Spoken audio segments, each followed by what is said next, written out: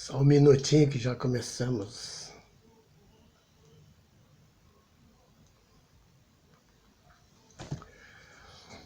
Bem, senhores policiais, saudações a todos que acompanham a Associação Nacional, as pensionistas, nossas companheiras. Mais uma vez aqui, em nome da nossa transparência, da nossa honestidade e da verdade, para então dirigir-lhes algumas palavras neste momento turbulento que atravessa o Brasil. E não por menos nós também estamos inclusos, né, nesta tormenta. E nesse momento não é possível a gente realizar reuniões ou agendas nas pastas envolvidas em nossa regulamentação devido a esse clima de pandemia no país. Então a gente trabalha remotamente através de mensagens eletrônicas, e-mails, ofícios, requerimentos e outros tipos de trabalhos, né, que nos compete. Mas eu, primeiramente, gostaria de falar sobre a questão da nossa chegada até esse momento, que eu acho que se aproxima um momento histórico, uma decisão histórica em sede no Superior Tribunal de Justiça. Nós, ao longo do tempo, viemos trabalhando junto ao Ministério da Justiça, AGU, junto ao Governo Federal. Nós tentávamos, através do meio administrativo, político, resolver a situação,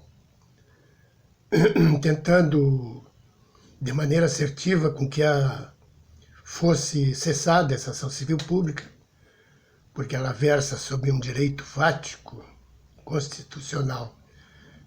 E é por isso que hoje estou aqui, para trazer aos corações dos senhores e senhoras esperanças de uma coisa, de um fato que vai ocorrer. É um fato memorável que vai ocorrer em nossa história. Nós tivemos à frente da nossa polícia alguns grupos que, ao contrário de que alguns dizem, não lutavam pela Polícia Ferroviária Federal, né? Pelos substituídos processuais. Lutavam para a inclusão de pessoas que não tinham nada a ver com a nossa polícia, incluir em nosso meio para tentar formar um trem da alegria para entrar no Departamento de Polícia Ferroviária, né? Então, esses que falam que lutavam estão faltando com a verdade, né? Quem luta pela verdade, pela Polícia Ferroviária Federal, pelos substituídos processuais, é a ANA-PFF. Já em 2005, e isso eu tenho dito aqui por várias vezes, o procurador do Ministério Público do Trabalho já definia aqueles que tinham direito, e foi retificado, então, quando passou para a esfera federal. Então, ali está contida na ação civil pública uma autoridade no cenário nacional, que é a Procuradoria da República, que, então, impetrou essa ação civil pública. Embora tenha sido assediado por várias vezes, o doutor Marcos Silva Costa não se afastou da sua tese, da sua inicial. Não é, pessoal? Então manteve-se firme, embora andando com pessoas para lá e para cá, ele aproveitou as oportunidades de viagens de oferecida e viajou, mas sempre defendendo a sua tese. Bem, falamos então do momento histórico que se aproxima. Nós estamos pensando, juntamente com os nossos assessores jurídicos, que a nossa ação civil pública, tutela de urgência, assim como também o mérito, vai ter o seu trânsito em julgado já no Superior Tribunal de Justiça. Por que eu digo isso? Eu posso falar porque eu não sou operador do direito, então eu tenho o direito de errar, né? Se fosse um operador de direito, ele diria que teríamos muita chance, mas que ele não pode, né, prever o que o juiz vai exarar em sua decisão. Mas eu acho, e tenho a certeza, melhor dizendo, que a decisão vai nos ser favorável, amplamente favorável, e nós então teremos acessos aos nossos salários e logo mais a nossas indenizações. Não é, pessoal? Então, como você pode notar a quem lê a ação civil pública, pode notar que em momento algum a AGU, que representa a União, que defende o Executivo Federal, ela se contrapôs ao que o Ministério Público, né, argumentou, né, a fundamentação por ele posta na ação civil pública, em momento algum foi contestada veementemente. Por que digo isso? Se vocês acompanham a ação civil pública, vocês podem notar que as argumentações da AGU foram pífias. Assim como foi a nota que nós também aqui recebemos lá da Secretaria Executiva do Ministério da Justiça, uma nota completamente descabida, porque eles não têm o que argumentar. O arrazoado deles é frágil. Então se limitaram eles, na ação civil pública, a pedir a suspensão do processo, porque existia uma ADI em andamento. Apenas pediu a suspensão, né? Então, o juiz rebateu dizendo que a ADI, a data do processo da ADI se referia a 1990 e que na ação civil pública era 1988. Né? Então, nada a ver uma coisa com a outra, mesmo tratando-se do mesmo assunto. Outra questão que a AGU também tentou realizar no âmbito da ação civil pública, argumentou que era ilegítima a inicial porque no início do processo, a origem do processo, que foi o Ministério Público do Trabalho, foi mudado algumas palavras pelo Ministério Público Federal. E o juiz novamente rebateu que o processo lá no Ministério Público do Trabalho Estadual é uma coisa e no âmbito federal é outra. Então ele podia retificar, mas ele ratificou em outras palavras, né, o doutor Marcos. Então, essas foram as argumentações da AGU. O consultor-geral da União, os senhores lembram, lá na DI 4708, ele concordou integralmente com a inicial do processo, com o processo movido pelo Ministério Público. Então, a AGU, consultor-geral da União, concordou com o Ministério Público. E o procurador, Dr. Marcos, depois do Dr. Roberto Moreira, juntaram ao processo a manifestação do consultor-geral da União, né? Da AGU. Né? Então, como que ela vai, dentro do processo, né, tentar reverter uma coisa que ela mesma concordou? Então, a AGU ficou sem saída.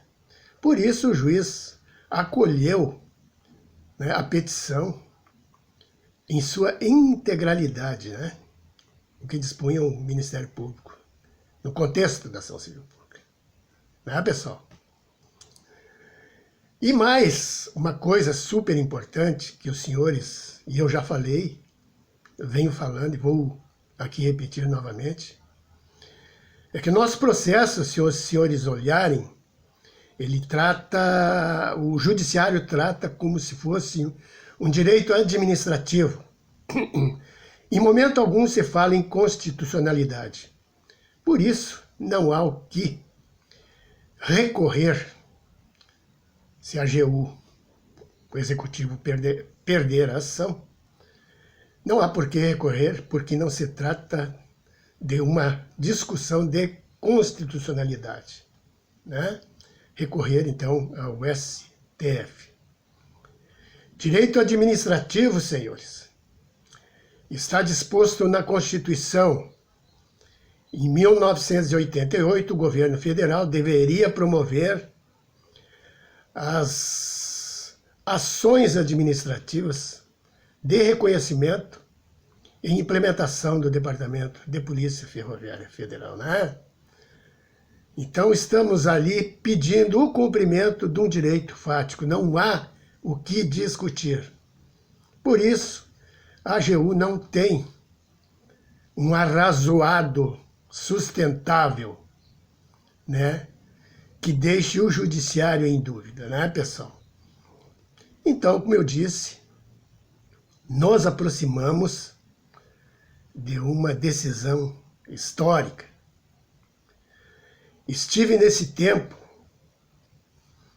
conversando com assessores do presidente Bolsonaro e lá naquela presidência, quando eles recebem uma documentação, eles encaminham para as pastas de destino. Nosso caso, Ministério da Justiça e Segurança Pública. Tentei fazer com que o presidente respondesse, porque partiu dele a promessa de regulamentação e não do ministro, mas não chega até ele. Ele mantém-se escondido atrás da burocracia. Mas ele, segundo me falaram, é sabedor da situação. É uma situação muito importante essa questão da Polícia Ferroviária Federal. Não pode passar despercebida. Nós tivemos uma resposta descabida da Secretaria, né, do chefe da Secretaria Executiva do Ministério da Justiça, o senhor Eduardo Benevides Bonfim, uma pessoa pouco qualificada para o cargo que ocupa. Nos respondeu um documento enviado pela presidência no outro dia, ou seja, ele não despachou com o ministro. Encontra-se nas mãos dele outro documento que a presidência da República está esperando que ele faça uma análise e envie para o presidente as suas orientações. Então, nós solicitaram que aguardássemos mais um pouco.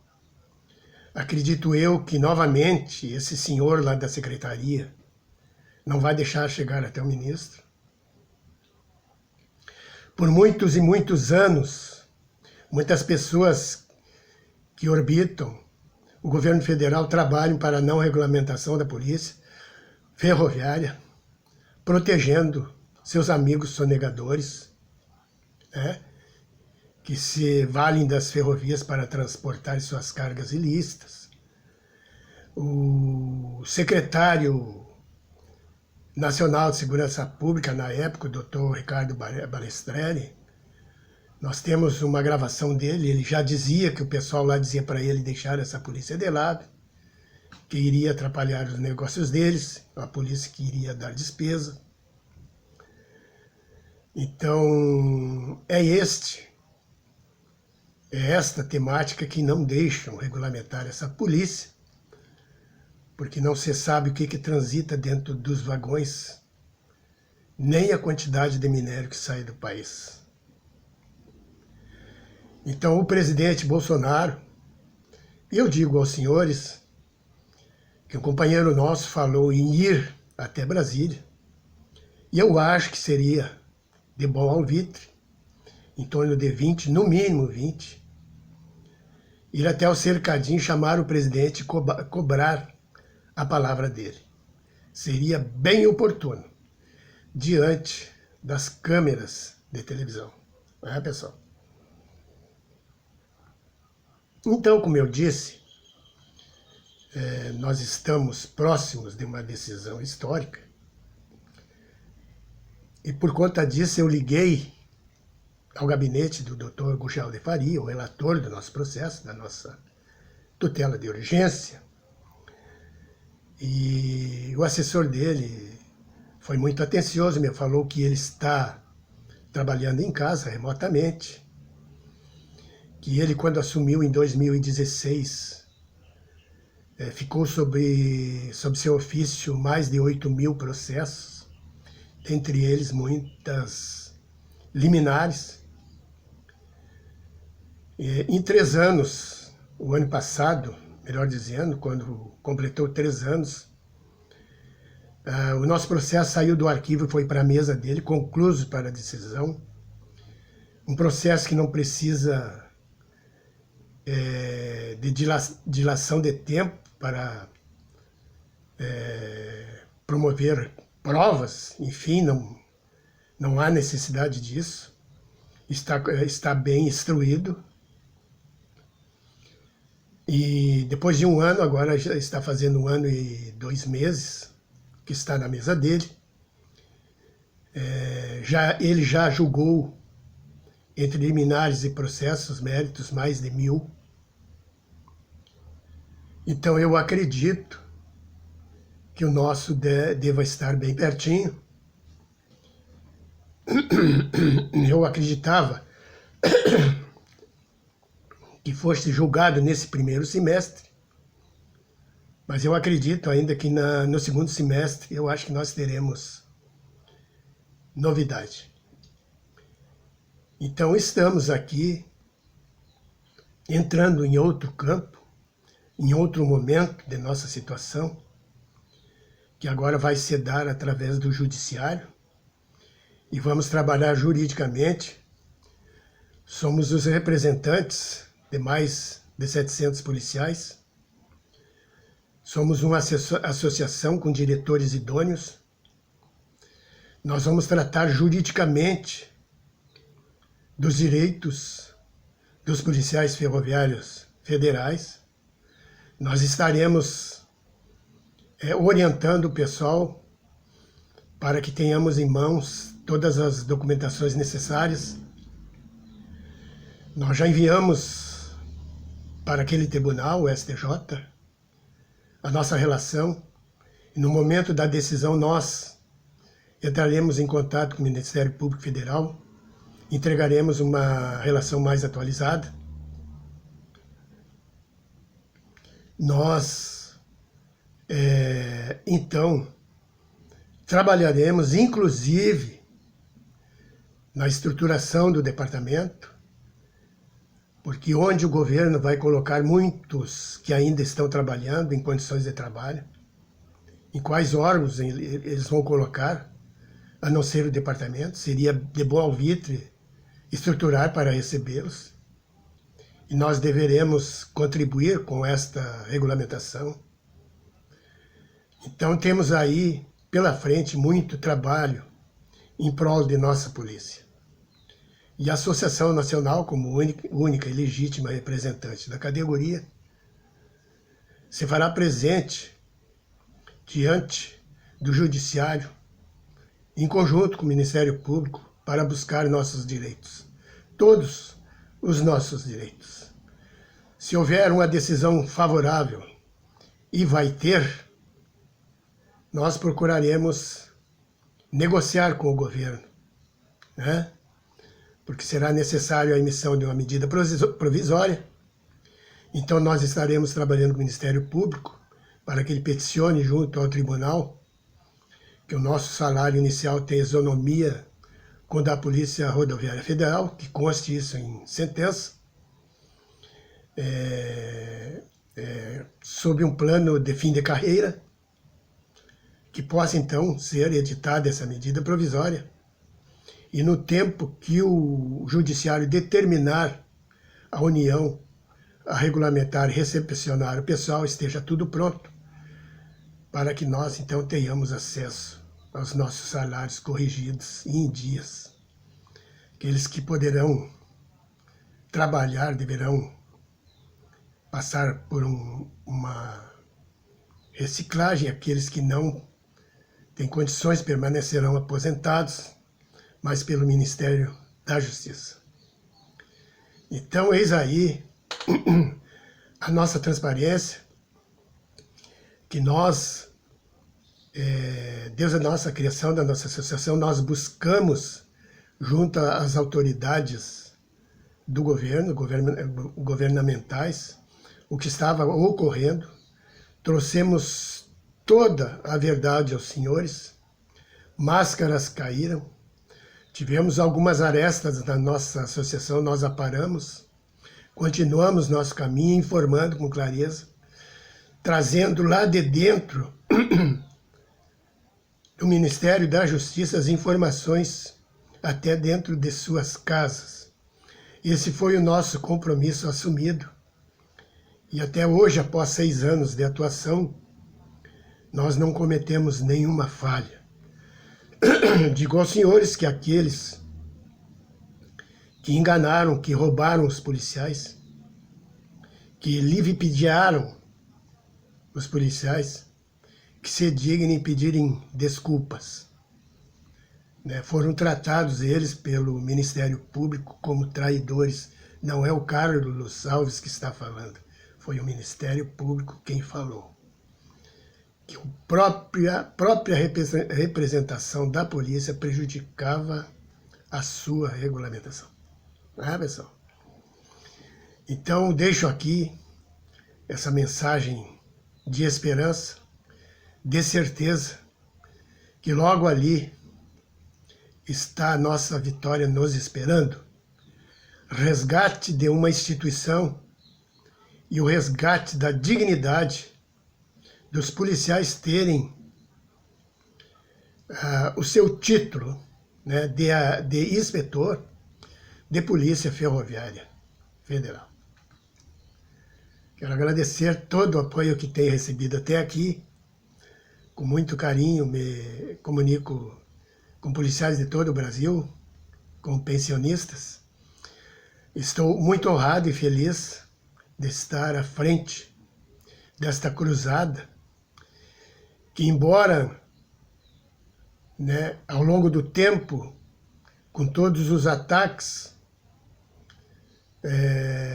com tudo que nós viemos sofrendo, perdendo companheiros, perdemos tempo de termos um melhor meio de vida para nós e nossos familiares, mas que está chegando o momento, então, daqueles que permaneceram firmes terem acesso à sua vitória e comemorar.